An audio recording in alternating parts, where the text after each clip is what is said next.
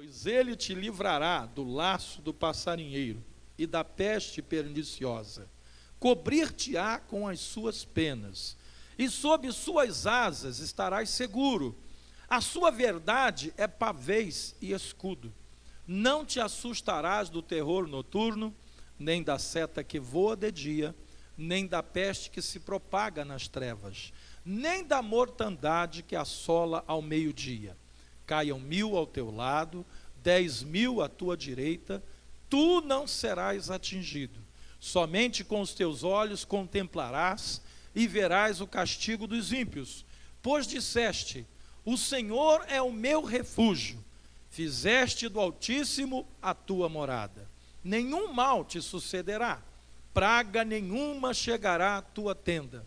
Porque os seus anjos dará ordens a teu respeito, para que te guardem em todos os teus caminhos. Eles te sustentarão nas suas mãos, para não tropeçares em alguma pedra. Pisarás o leão e a áspide, calcarás aos pés o leãozinho e a serpente, porque a mim se apegou com amor. Eu o livrarei, pô-lo-ei a salvo, porque conhece o meu nome. Ele me invocará, e eu lhe responderei. Na sua angústia eu estarei com ele, livrá-lo-ei e o glorificarei, saciá-lo-ei com longevidade, e lhe mostrarei a minha salvação. Até aqui. Senhor nosso Deus, não obstante, Pai, este ser um trecho tão conhecido da Tua palavra, eu creio que nessa noite, Tu queres ressignificar esse texto nas nossas vidas, de acordo com aquilo que a Tua palavra, o Teu Espírito Santo, quer falar hoje aos nossos corações. Por isso, Pai, ao tratarmos desse assunto, que haja uma liberdade do Teu Espírito para renovar a nossa mente e o nosso coração, para que sejamos transformados de glória em glória, como diz a Tua palavra, e provemos hoje qual seja a boa, agradável e perfeita vontade do Senhor para as nossas vidas. E se você quer isso e crê nisso, diga amém. Louvado seja o nome do Senhor. Pode tomar o seu lugar, querido. Eu quero falar com a igreja nesta noite sobre a proteção de Deus sobre nossas vidas, nos dias mais difíceis da nossa vida. Algumas passagens bíblicas, queridos, às vezes parecem saltar diante dos nossos olhos. Passagens essas que nós já lemos algumas vezes, conhecemos, mas em alguns momentos da nossa vida parece que essas palavras, como eu disse, são ressignificadas, né? É como se você nunca tivesse lido aquela palavra e pela primeira vez você está lendo com um novo significado para a sua vida. E nesses últimos dias, eu tenho meditado sobre estas palavras do salmista, no Salmo 91, sobre esse esconderijo do Altíssimo. Como que é esse lugar? Onde fica esse lugar? Por que ele é tão seguro, como disse o salmista? Nós estamos, queridos, vivendo um tempo em que nós precisamos transformar a palavra diariamente em algo relevante para as nossas vidas. Não tem como ler a palavra apenas para ler, apenas para saber o que a Bíblia diz. Tem ali uma história, tem um contexto histórico, tem a vida de pessoas envolvidas naquele contexto. Amém? Não, nós temos que ir além. Porque nunca nós precisamos tanto de que a palavra de Deus seja algo relevante em nós e para nós. E nunca precisamos tanto desse esconderijo do Altíssimo. E nada é mais aterrorizante do que a sensação de estarmos abandonados e desprotegidos. E eu digo que queridos, esse é o sentimento que tem tomado conta do coração de muitos brasileiros, de muitos homens e mulheres que vivem na nossa nação. Pois esta é a sensação que nós estamos vivendo nesses dias de crise e de angústia pela qual passa a nossa nação. Na semana passada, quando foi na terça-feira, surgiram na mídia algumas notícias muito boas como, por exemplo, o Brasil voltou a crescer. O Brasil voltou a gerar empregos. A inflação está baixa e controlada. O PIB está dando sinais de melhora. O dólar, na semana passada, no início da semana, chegou a bater 3,10, coisa que há muito tempo não tem.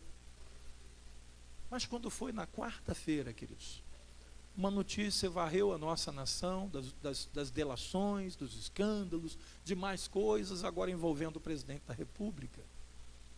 Queridos, foi um balde de água fria. Muita gente sentindo, meu Deus, voltamos de novo a estaca zero. O dólar subiu, no mesmo dia foi a 3,38. A bolsa abriu com um negativo de 10 pontos, teve que fechar, que se continue ia descer mais. E terminou o dia com 8 pontos negativos na bolsa. Isso aí é um negativo muito grande para uma bolsa. E eu fico pensando a correria, as pessoas desesperadas, as ações se desvalorizando, pessoas que estavam com tudo pronto para viajar, né, malas e cuia, não, vou viajar, e aí vão comprar dólar, agora o dólar subiu. Então, queridos, o que a gente sente hoje como nação é uma sensação de abandono. Um Estado corrupto, perdido, ausente em relação às necessidades básicas da população, né? Ontem a gente sentiu isso bem de perto, quando um dos nossos irmãos deu uma entrada na UPA ali, e aí, né, alguém entrou em contato com o grupo de liderança da igreja, e começamos a orar pelo irmão Sodré, que teve um infarto, segundo eles disseram, atenderam lá, fizeram os exames, né, preliminares, e detectaram que ele estava tendo um infarto. Enfim, aí começamos a move daqui, move de lá, liga para o hospital geral, né, o Alberto Torres, e não tem vaga, e liga para alguém conhecido, e a pessoa repete, não tem vaga, não tem vaga, e aquela correria toda, e a gente sente assim, meu Deus. E no meio daquela confusão, eu mandei um zap e disse assim, olha, querido, já vimos que pelo lado humano não tem solução. Então vou pedir uma coisa, todo mundo no grupo que está sabendo dessa situação do irmão Sodré, vamos orar. Vamos clamar a Deus. Dali alguns minutos depois, chega lá uma ambulância do bombeiro, porque ele é do corpo de bombeiros. Aí fazem alguns outros exames nele e descobrem que o infarto sumiu. Ué, mas não tinha infarto? Tinha, fizemos exames, estava tendo um infarto. Mas fizeram outros e o infarto sumiu. E graças a Deus ele está bem. Ele foi levado por uma questão de averiguar, né, de perto por que isso aconteceu. E, enfim, ele está passando bem, eu tenho certeza que ele está passando bem. Mas qual é a sensação que a gente tem quando a gente não consegue internar um parente que está morrendo, se estiver realmente morrendo? Qual é a sensação que a gente tem quando a gente vê a polícia, né, com medo dos bandidos e se escondendo para salvar a própria vida? Qual é a sensação que a gente tem quando a gente percebe que os nossos governantes estão perdidos, eles não sabem mais o que fazem? Por quê? Porque a atual preocupação dos nossos governantes não é governar o Brasil, é não ser preso. Essa é a prioridade deles hoje. E aí a gente encontra uma situação bem perto aqui do nosso país, lá perto daquela região de Roraima, que é a Venezuela, que é um dos maiores produtores de petróleo do mundo, só perde para os árabes, mas que está numa situação de insolvência como país, e cerca de 47 mil venezuelanos entraram naquela região ali, limítrofe com Roraima, e eu estive em Roraima 2 vezes, em Porto Velho, na capital, e eu fiquei apavorado com o que eu vi quando fui naquela época, porque vi um lugar desprovido de recursos simples. Eu pensei que ia encontrar um lugar com prédios, uma cidade bonita. Não, irmãos, o prédio mais alto lá tem 2 andares, com exceção do hotel onde fiquei, que tem estupendos 6 andares. O restante da cidade é toda baixinha. Apenas, sei lá, 20% ou menos disso das ruas lá são asfaltadas. Então os asfaltos que tem, parece que não tem, porque o barro vem para cima do asfalto e fica tudo na mesma cor. Essa é a cidade de Roraima, de Boa Vista, onde estão indo os venezuelanos hoje, buscando ajuda num lugar onde não tem, onde a população já não tem assistência médica suficiente para a população, não tem escola suficiente para as crianças, não tem segurança suficiente, né? E aí você recebe 47 mil e a gente percebe que a coisa está caminhando para o caos. Quando eu li esse salmo, eu disse: Senhor, nunca precisamos tanto do esconderijo do Altíssimo como nós estamos precisando hoje. A degradação e a perversão dos valores éticos, morais, familiares e espirituais está chegando a níveis que a gente acha que nunca ia chegar. Nós estamos vendo coisas hoje que nós somos um pouquinho mais, né, avantajados em idade, né?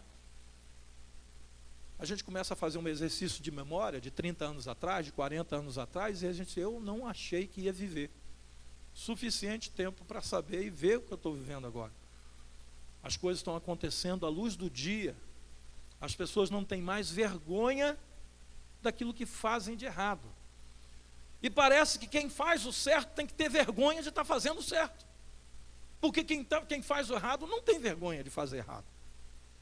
O errado passou a ser certo, o certo passou a errado, inversão de valores, escândalos em todos os setores da sociedade, no público, no setor privado, e no terceiro setor, que é o setor que não é nem o público, nem o privado, que são as ONGs, e aí também se incluem, juridicamente falando, as igrejas.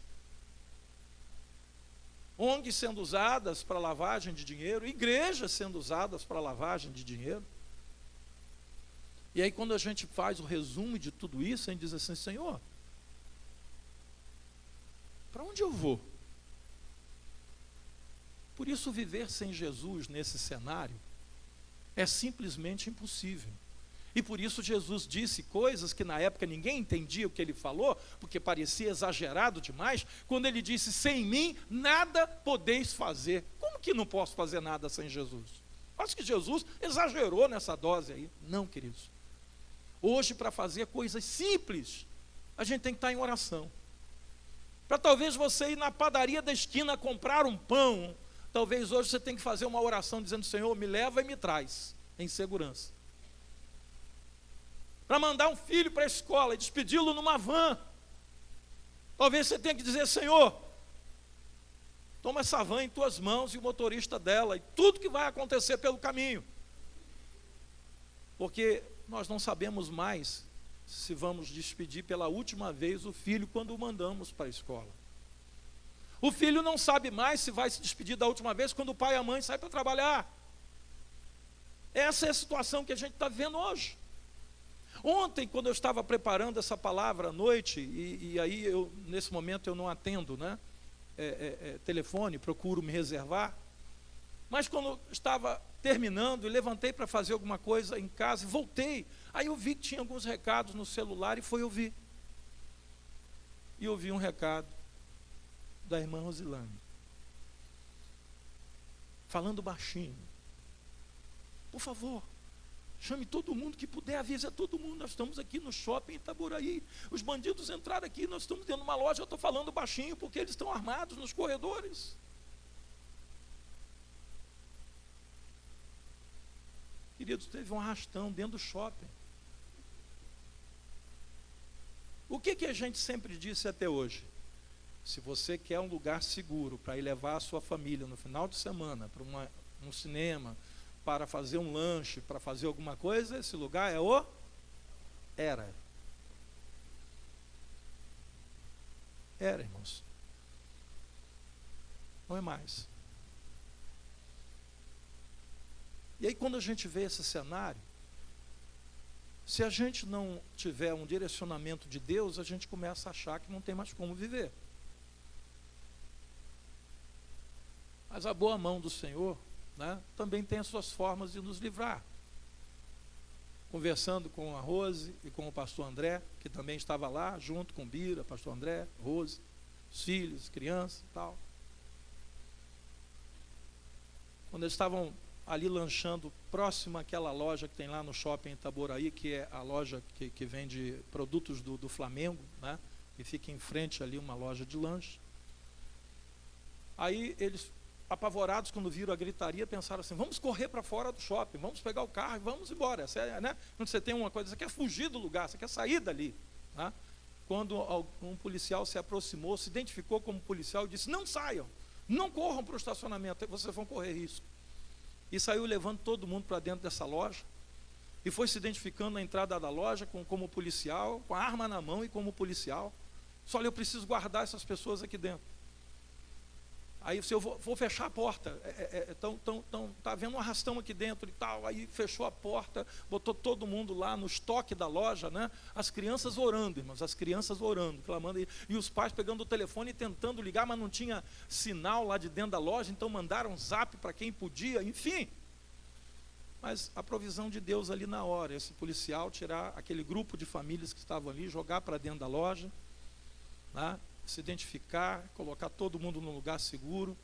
E hoje eu até brinquei pela manhã que ele escolheu a loja certa para fazer isso, né? Porque é a loja do Flamengo, é a única loja que os bandidos não entraram. Não vou nem dizer a você por quê, né? E quando eles passaram armados, disseram: aí não, essa é nossa, o manto está aí dentro.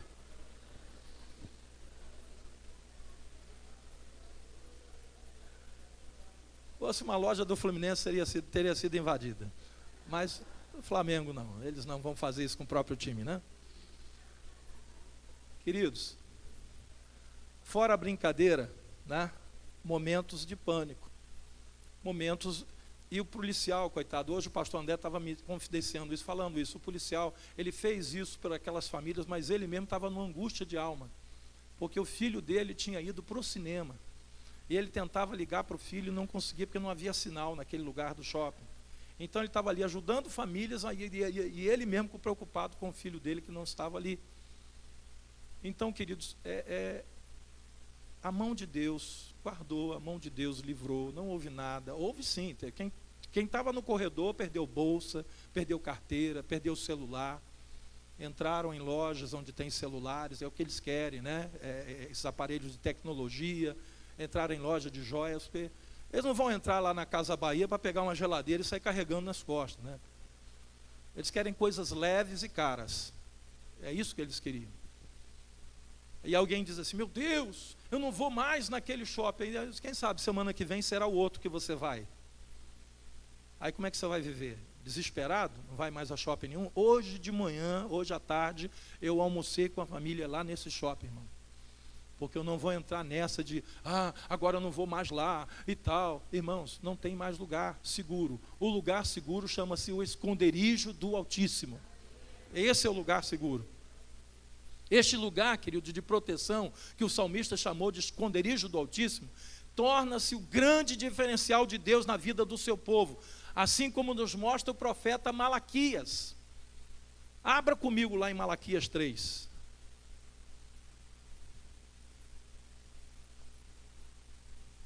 Finalzinho da sua Bíblia, no Antigo Testamento, Malaquias capítulo 3, versículo 17. Malaquias 3,17. Que diz assim, a respeito do povo de Deus, Deus falando a respeito do seu povo: eles serão para mim particular tesouro, naquele dia que preparei, diz o Senhor dos Exércitos. Que dia é esse que Deus preparou, irmãos? Tudo que está acontecendo hoje em nossos dias é o mais estrito cumprimento da palavra de Deus. Deus disse que ia acontecer e está acontecendo. Então, nesses dias difíceis que estão acontecendo, olha o que Deus diz a respeito de mim e de você, do seu povo. Ele está dizendo: esse dia que preparei, diz o Senhor dos Exércitos, poupá-los-ei como o homem poupa o seu filho que o serve. Vou poupar o meu povo. Então vereis outra vez a diferença entre o justo e o perverso, entre o que serve a Deus e que não serve. Porque no início desse texto, Deus está falando através do profeta Malaquias que o povo de Israel estava murmurando, dizendo o seguinte: não vale a pena servir a Deus, porque nós estamos na mesma condição dos ímpios. E Deus dizendo: não, a condição de vocês é diferente. Vocês são para mim um particular tesouro. E nós temos visto, queridos, que de forma sobrenatural, de forma tremenda e maravilhosa, de alguma forma você vê que quando você está numa situação difícil, há um movimento da parte de Deus que faz alguma coisa acontecer. Ontem a Rosilane estava me dizendo isso, eu não sei explicar isso, mas aquele homem ali, o que ele fez por nós, como ele nos levou para dentro daquela loja, como ele se identificou como policial e como ele tratou as nossas famílias, eu senti como que uma mão de Deus nos protegendo ali. O Senhor, queridos, Ele tem as suas formas de nos guardar e de nos preservar. Por isso nós não podemos restringir essa proteção apenas ao âmbito físico e material. Igreja, povo de Deus, não é o âmbito físico e material. Às vezes nós somos atingidos na nossa vida física, material, mas a grande proteção, o esconderijo de Deus hoje, o esconderijo do Altíssimo, é a forma como que Deus preserva a nossa alma. É como o Senhor te dá paz no meio da guerra. É como o Senhor te dá alegria no meio das tribulações. É como Deus te dá saúde emocional, saúde mental. Irmãos, ter saúde emocional hoje, saúde mental, no meio da loucura que a gente está vivendo, é uma dádiva de Deus. Não se tornar uma pessoa depressiva, angustiada, cheia de medos, cheia de pânico no coração, é uma bênção de Deus. É você poder dizer como Davi, no momento em que Davi estava sendo perseguido por Saul para matá-lo com um exército. Saul pegou os melhores homens do seu exército, fez uma tropa de elite e saiu para matar Davi.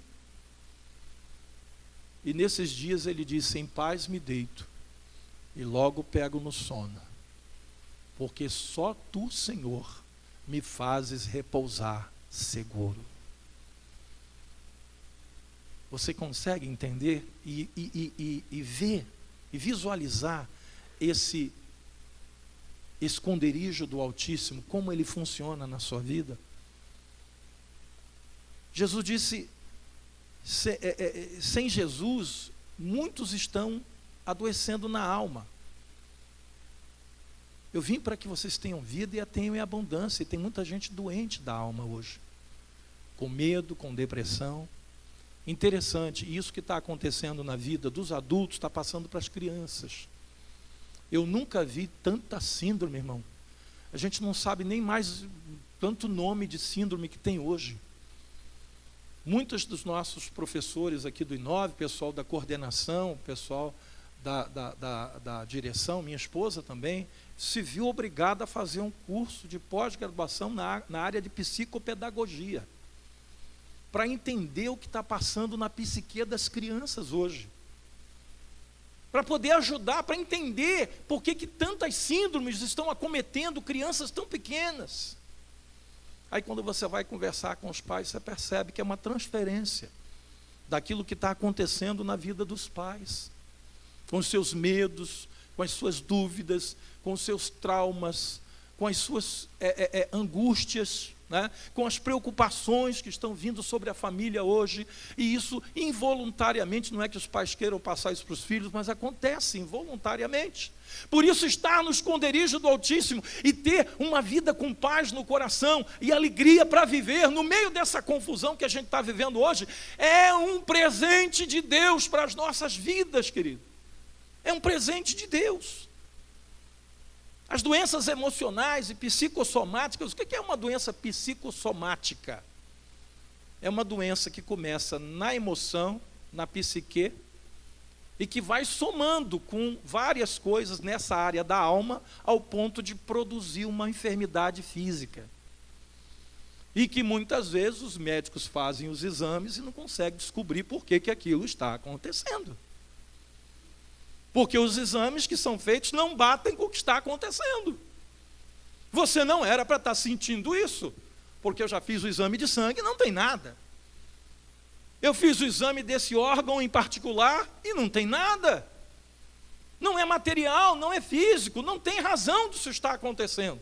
E os médicos começaram a entender que existem enfermidades que são psicossomáticas. Não tem fundo físico, é emocional. E por quê, querido? Porque um coração desesperado, angustiado, um coração cheio de medo, um coração cheio de traumas, um coração cheio de coisas não tratadas.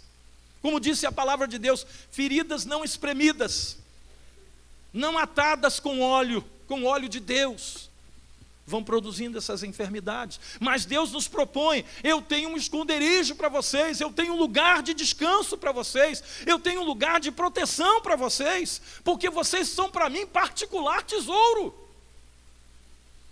Vocês vão ver a diferença entre aquele que me serve e aquele que não me serve. Por quê? Porque o que serve a Deus não vai ficar desempregado? Não, querido, não. Muitos servos de Deus às vezes ficam desempregados, mas de alguma forma sobrenatural, Deus provê, e esse desemprego é transitório, e muitas vezes permissão de Deus para que esse crente aprenda alguma coisa que ele ainda não entendeu.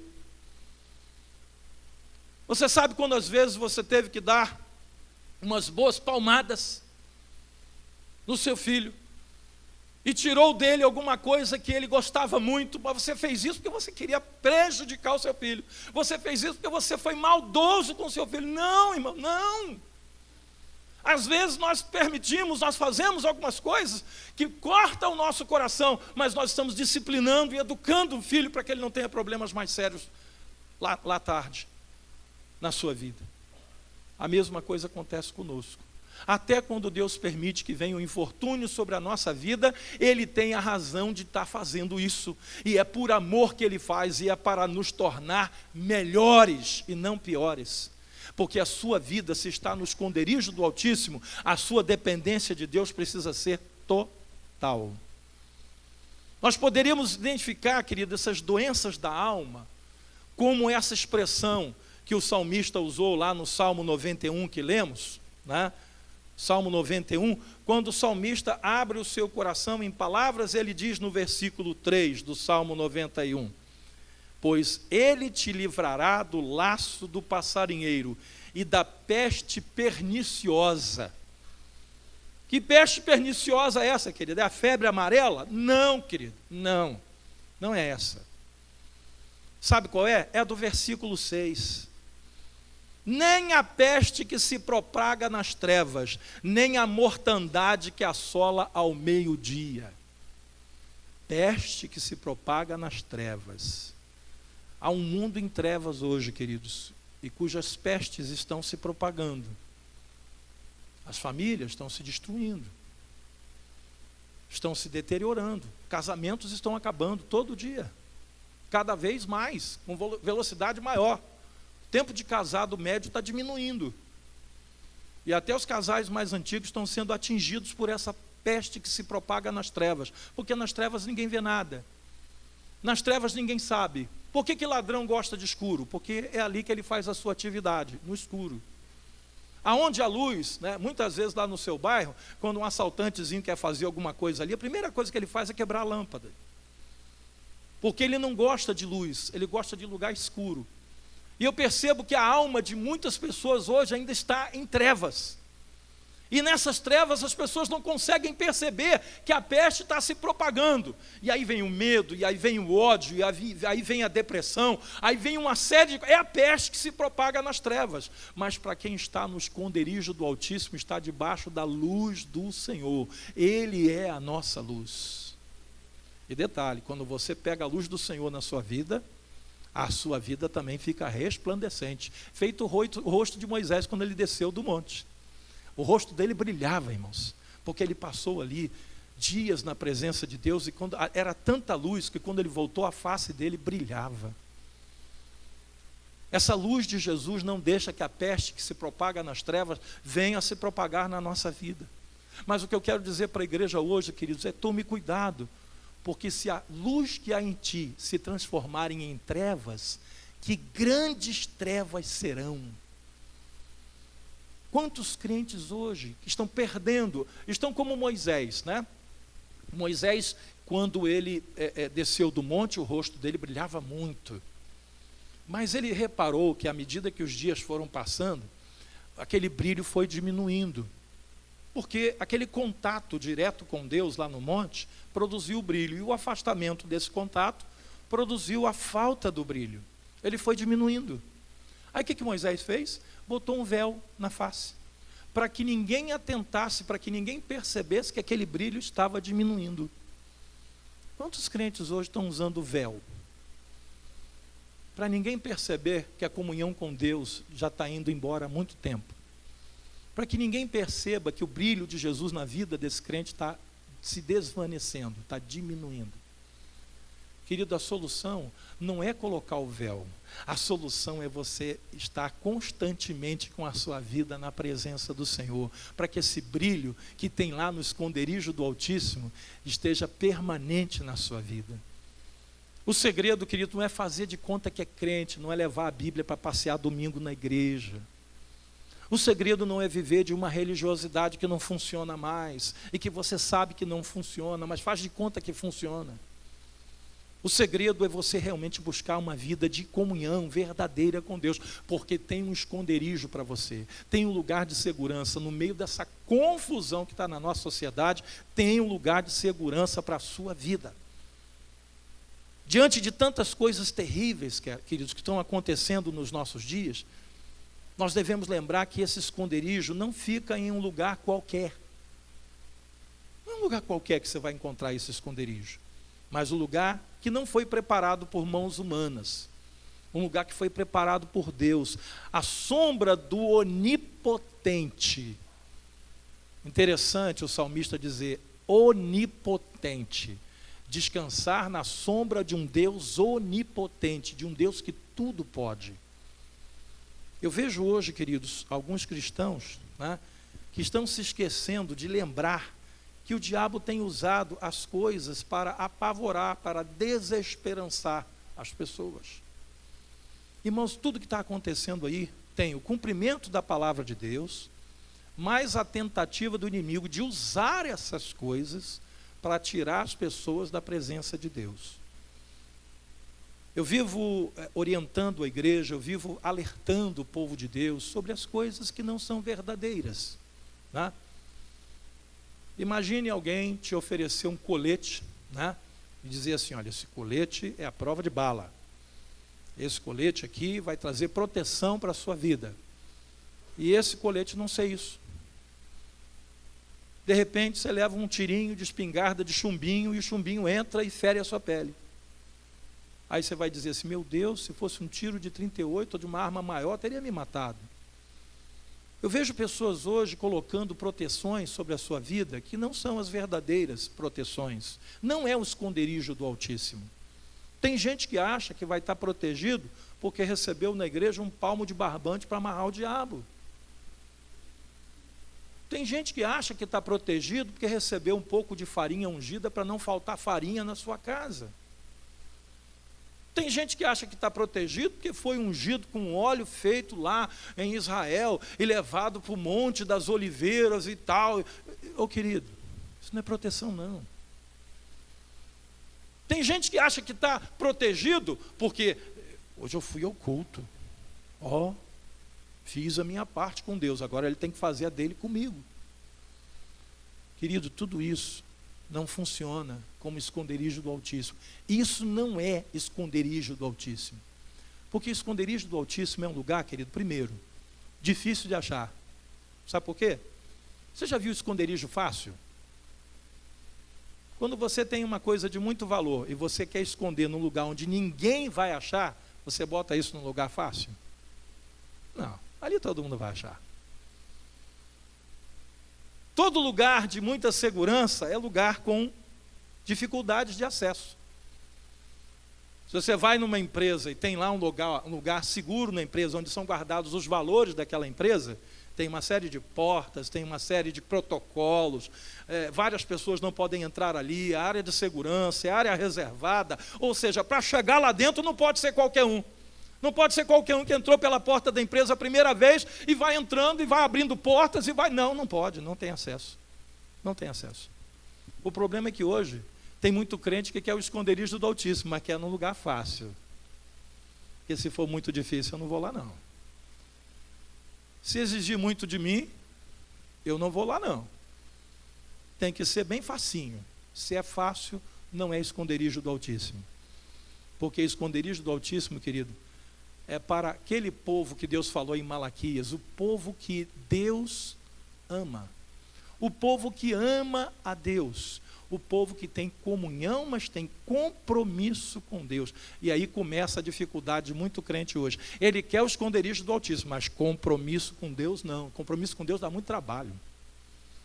Compromisso com Deus, muito trabalho. Compromisso com a minha família, casamento, fidelidade. Amar a minha esposa como Jesus ama a igreja, ser submissa ao meu marido como a igreja deve ser submissa a Cristo. Não, dá muito trabalho. Ser voluntário no trabalho na igreja, em alguma área, para servir e abençoar outras pessoas, não tenho tempo para essas coisas. Mas quer o esconderijo do Altíssimo. Quando vem as lutas, quando vem os problemas, meu Deus, a tua palavra diz aí, bota lá no Salmo 91, aberto lá na empresa, aberto lá em casa, a página já está amarela. Irmãos, Bíblia aberta no Salmo 91 não produz o esconderijo do Altíssimo na sua vida.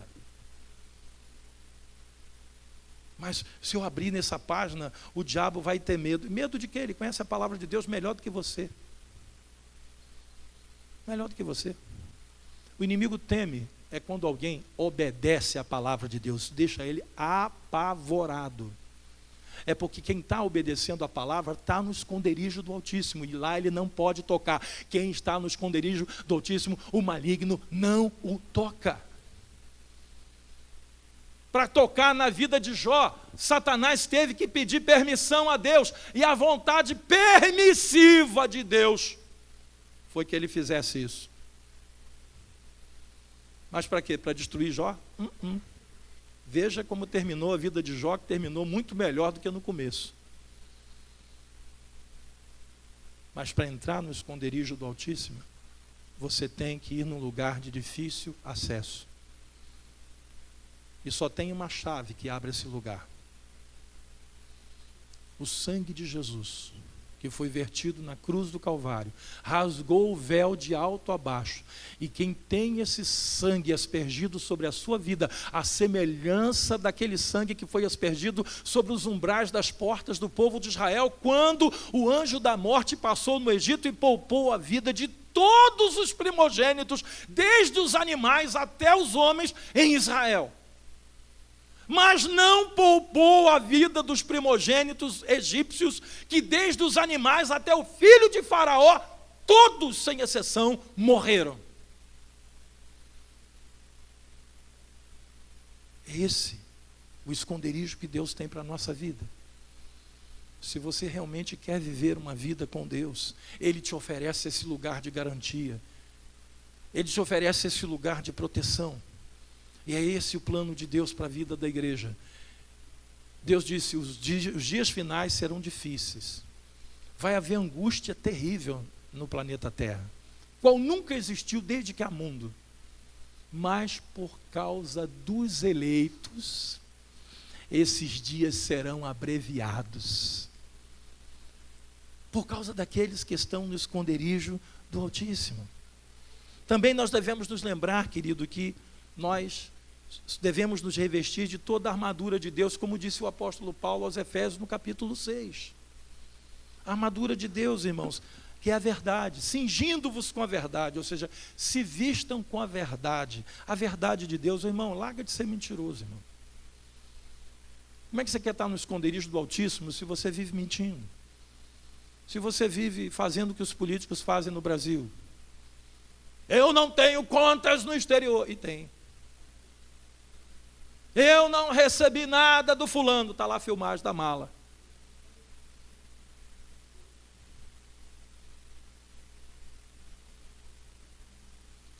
Cada um fale a verdade ao seu irmão. É o que Paulo mandou a gente fazer. Marido, seja verdadeiro com a sua esposa. Ontem eu estava falando isso lá com os homens. Porque a mentira que você fala para sua esposa retorna para a sua vida, ô bonitão. E de quebra destrói a sua família. falar a verdade, cingir-se com a verdade, calçar os pés com a preparação do evangelho da paz. Evangelho da paz e não da guerra, tá, querido? Tem gente que lê a Bíblia que parece que quer arrumar guerra com todo mundo. Cada vez que ele conhece mais a palavra, mais raivoso ele fica. E quer colocar Jesus goela abaixo da família toda, segura pelo colarinho e diz: olha, aceita Jesus, porque eu vou te matar. Se você aceitar Jesus, você vai salvo. Queridos, o Evangelho é uma palavra de paz. Mas só pode dar paz quem tem a paz. Por isso Jesus disse: deixo-vos a minha paz. A minha paz vos dou. Embraçando o escudo da fé. Querido, olha, você sabe qual é o grande problema hoje? A grande luta. Se alguém dissesse assim: bispo, qual é a maior luta que um crente tem hoje? É não pecar, porque o pecado tenazmente nos assedia, todos os dias. Eu seria dizer que não. A maior luta não é contra o pecado hoje. A maior luta é contra o desvanecimento da fé, o enfraquecimento da fé. Porque o enfraquecimento da fé produz brechas para que o pecado aconteça. Eu vejo crentes hoje que não acreditam mais no Deus vivo, por isso estão servindo a coisas mortas.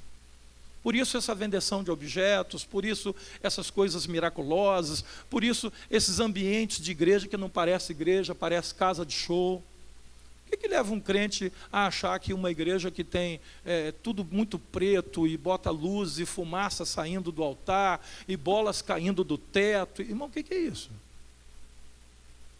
Isso é Réveillon do Faustão? O que é isso? Hoje pela manhã eu estava dizendo isso para a igreja, com tristeza que eu digo isso. Algumas igrejas não parecem mais igreja, parecem circos. Tem palhaço, tem mágico, tem malabarista, tem ilusionista, tem tudo, parece um circo. E o que leva um crente aí para uma igreja dessa? Levando a família para um matadouro, porque não tem cuidado das crianças, não tem cuidado com adolescentes, não tem nada para os jovens naquela igreja, a não ser aquelas luzes coloridas e a fumaça que sai dos aparelhos de fumaça. Irmãos, eu não sou contra nada disso. Há momentos na igreja que a gente tem, sabe, uma encenação, uma peça teatral. Há momentos que a gente chega no Natal e tal, vamos fazer um grande evento e tal, vamos fazer.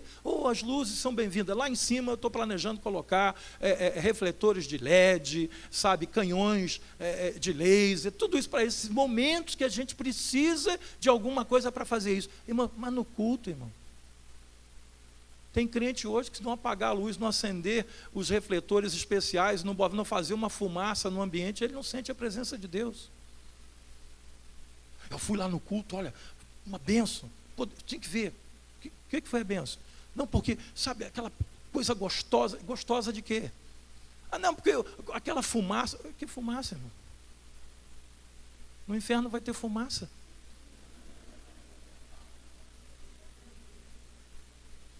Você sabe que fogo produz luz, né? No inferno vai ter luz. Mas aquela luz de lá não é a luz do Senhor, é a luz que mata. É a luz que cozinha. É a luz que faz as pessoas ficarem em tormento.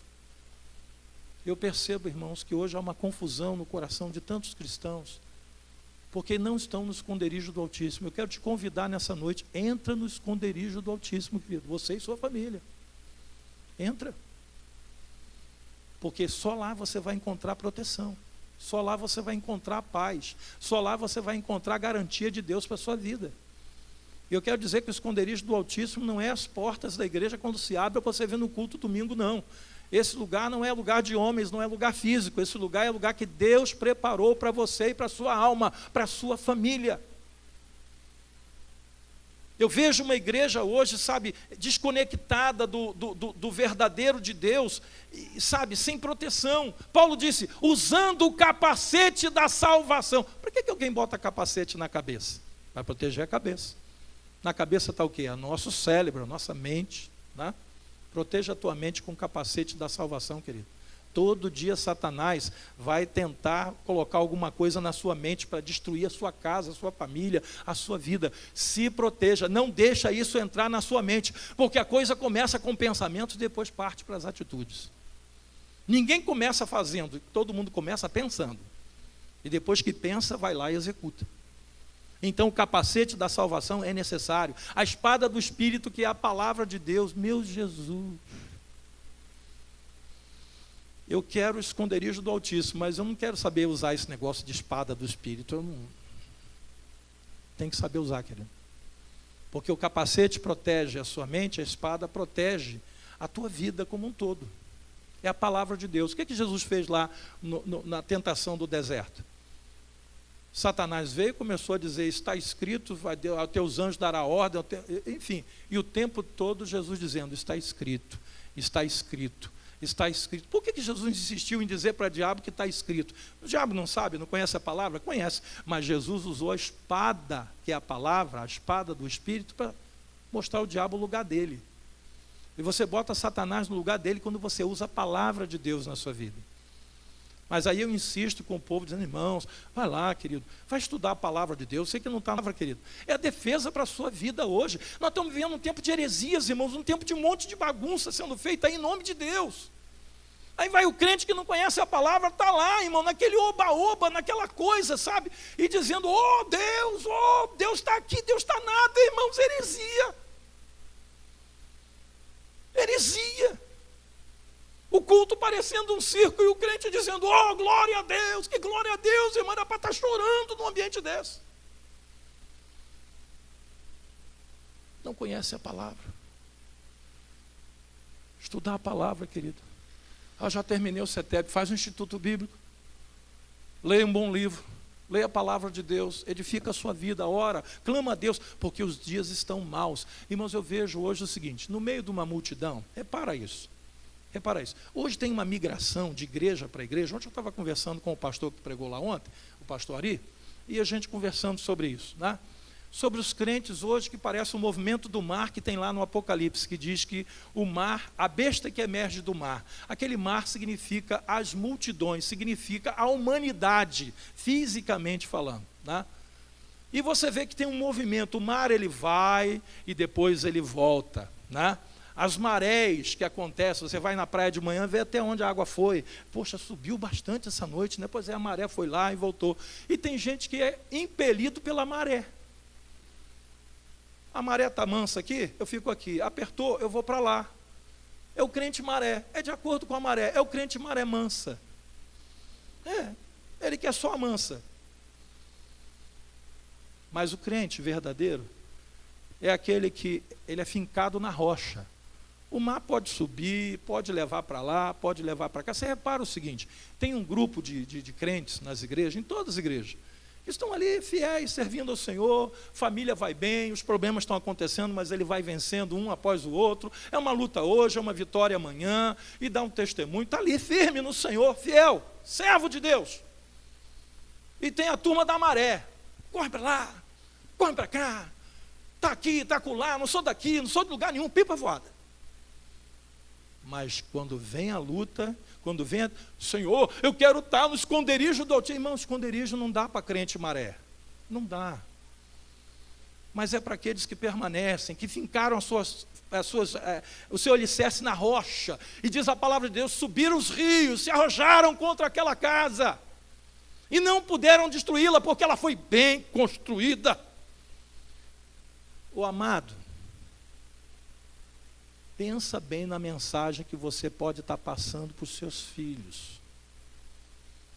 Porque quando você permanece numa igreja madura, não estou falando você descobrir que você está numa igreja doida. Infelizmente a gente recebeu alguns irmãos aqui que vieram de uma igreja maluca dessa, né? Se converteu lá.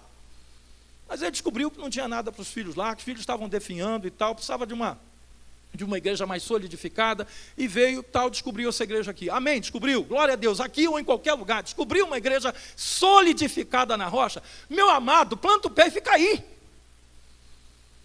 Porque você muda de igreja a cada mês, a cada ano, você está passando uma mensagem para os seus filhos de incerteza.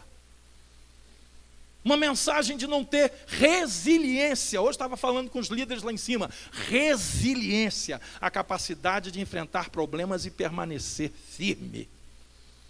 Quantos pais têm isso hoje? Algum dia será que seu filho poderá te dar um testemunho? Olha, meus pais, meu pai e minha mãe, me passaram a maturidade de um evangelho permanente. Eu não vi meus pais feito pipa voada de uma igreja, não, eles permaneceram ali 20, 30, 40 anos, eu me criei naquela igreja, hoje eu sou membro daquela igreja, hoje eu não posso estar lá porque eu viajei, moro em outro país, mas busquei lá uma igreja e lá eu finquei o meu alicerce. Sabe o que significa isso? Famílias firmes. Porque tem gente que da mesma maneira que ele muda de igreja, ele muda de roupa, ele muda de casamento, ele muda de esposa, ela muda de marido. O cristão que está no esconderijo do Altíssimo, querido, ele tem um lugar de segurança, ele encontra aquele lugar e ele ali permanece. Eu não estou falando de idolatrar o pastor, não. Eu não estou falando de idolatrar a sua denominação, não. Eu não estou falando de achar que a sua igreja local é a melhor do mundo, não é. Eu quero te dar um aviso, essa aqui não é a melhor igreja do mundo. Mas eu posso te dizer que a liderança dessa igreja tem um compromisso com Deus, pela sua vida. Não estamos brincando de evangelho aqui.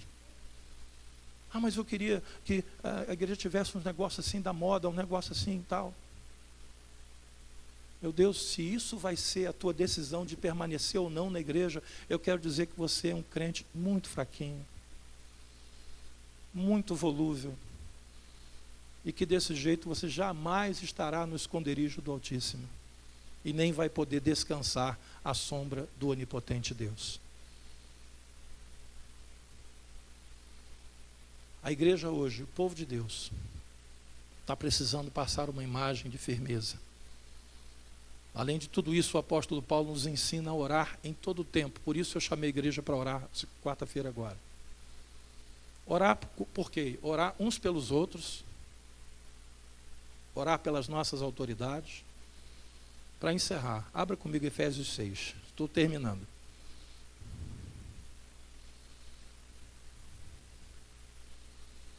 Efésios 6. Olha por que eu estou convidando a igreja para essa quarta-feira, para esse culto especial. Efésios 6, 18.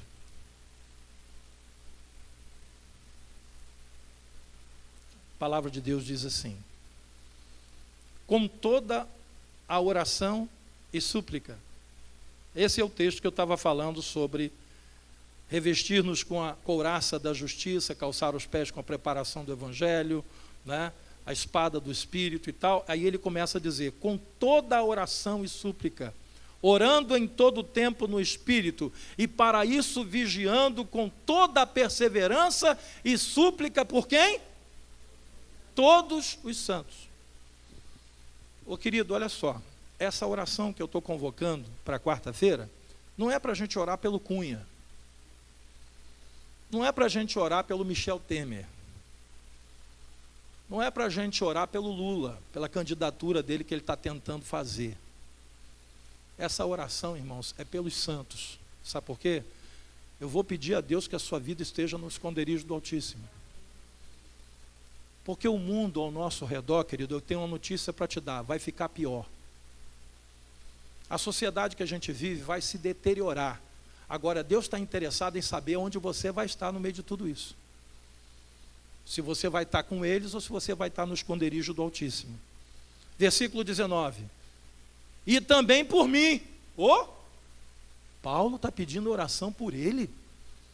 O apóstolo Paulo. O homem que subiu ao terceiro céu. E que viu e ouviu coisas da parte de Deus que não é lícito ao homem falar sobre elas. Amado, ontem eu botei os homens todos lá no congresso, no encontro, para orar pelos 25 pastores que estavam lá, mais eu e o bispo Ademir. Eu botei todos eles no púlpito e disse assim, agora ergue a tua mão, ora por esses homens. Por quê? E também por mim, para que me seja dada no abrir da minha boca a palavra, para com intrepidez fazer conhecido o mistério do Evangelho. Que o Senhor me dê sabedoria e intrepidez para falar sobre o que eu estou falando com você nessa noite, para alertar você. Eu não sei se você tem o costume de no sábado começar a entrar em oração por mim, pelo pastor André, pelo pastor Renato, que vai fazer o culto com os jovens no sábado. Senhor, dá a palavra, porque essa palavra que tu vai dar a eles, eu vou receber amanhã. Coloca a palavra na boca do teu servo. Eu vou pedir que você faça isso, se você não vem fazendo. Ora no sábado, pede a Deus, Senhor, amanhã eu vou ouvir uma palavra da boca do teu servo. E com essa palavra que eu vou me alimentar. E com essa palavra que eu vou caminhar durante a semana. Então usa o teu servo. Paulo está pedindo oração por ele, para que a palavra de Deus na vida dele fosse uma palavra com intrepidez, para fazer conhecido o mistério do Evangelho. Eu quero nessa noite, queridos, orar com você, para que você busque o reino de Deus em primeiro lugar. Qual é o lugar do esconderijo do Altíssimo? É o reino de Deus. Esse é o lugar. Por isso Jesus disse, busquem o reino de Deus em primeiro lugar, as demais coisas serão acrescentadas. Se você buscar o reino, você vai com a sua vida para dentro do esconderijo do Altíssimo. E você vai viver nesse reino, vai ser protegido nesse reino, você vai ser abençoado nesse reino. O esconderijo do Altíssimo fica na sombra do Onipotente, e ele está localizado no centro da vontade de Deus. Fisicamente, né, quando a gente pega um GPS, né, e a gente coloca lá um endereço, é porque a gente quer chegar naquele endereço. Então o GPS vai te guiando até você chegar naquele endereço. Qual é o GPS que eu posso usar para eu ter a certeza que quando eu chegar eu estarei no esconderijo do Altíssimo? Você vai botar assim, Rua do Espírito Santo, no endereço do centro da vontade de Deus. Se você seguir esse endereço, você está no esconderijo do Altíssimo. Você chega lá. Não é a sua vontade, não é a minha vontade, não é a nossa vontade, é a vontade de Deus. É o que Jesus falou, seja feita a tua vontade. Passa a fazer a vontade de Deus, que Deus te leva para o centro do esconderijo dele. E lá ninguém vai te achar. Lá no Apocalipse, quando encerra a palavra de Deus, diz que vencerão com o Cordeiro os que se encontram, os que foram achados fiéis até a morte. Fidelidade, permanência, resiliência é o centro da vontade de Deus na nossa vida.